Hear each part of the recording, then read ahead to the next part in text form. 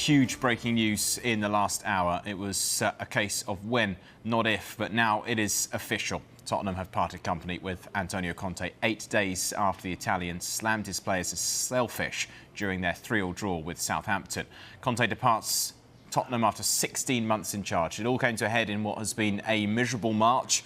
Spurs were dumped out of both the FA Cup and the Champions League to leave them without a trophy for another season, stretching back to 2008.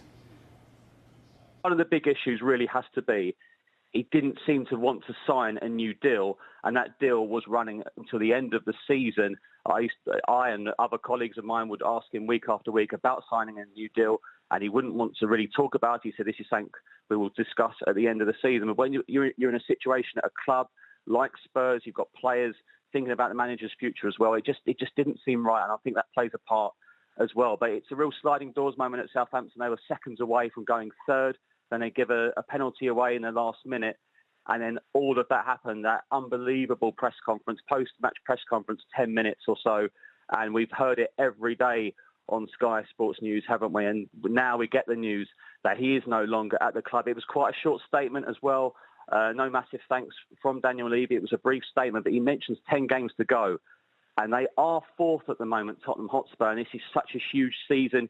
You've got Newcastle United. How big would it be if Newcastle pit them to fourth? But I mentioned Christian Stellini as well. Very, very popular with the players. Very popular. Of course, Ryan Mason held a temporary interim role a few years ago. Stellini in charge, winning games against Manchester City, West Ham and Chelsea. But this is different now because Stellini, whenever you spoke to him, he would always say that Antonio Conte picked the team.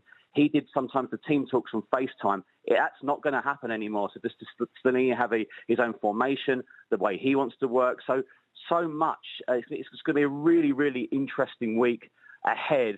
But wow, I mean, it's quite a surprise that he's still there, Stellini, as well. Has he got visions of being a manager in the long run as well? But people saying it's taken a long time. There's obviously legal and financial issues to sort out with Conte as well. But Spurs fans now have that clarity, and Antonio Conte is no longer the Spurs head coach.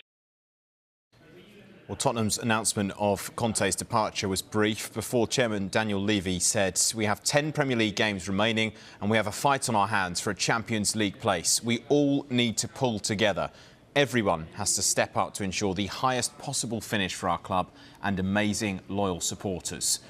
Tottenham do currently occupy that final Champions League spot. However, both Newcastle and Liverpool have 2 games in hand, whilst Brighton have 3. In fact, Tottenham could be 5th by the time they play their next game if Newcastle beat Man United on Sunday. Tottenham then take on Everton live on the Monday Night Football before back-to-back home games against Brighton and Bournemouth. They then have 3 games against their top 4 rivals, Newcastle, Man United and Liverpool.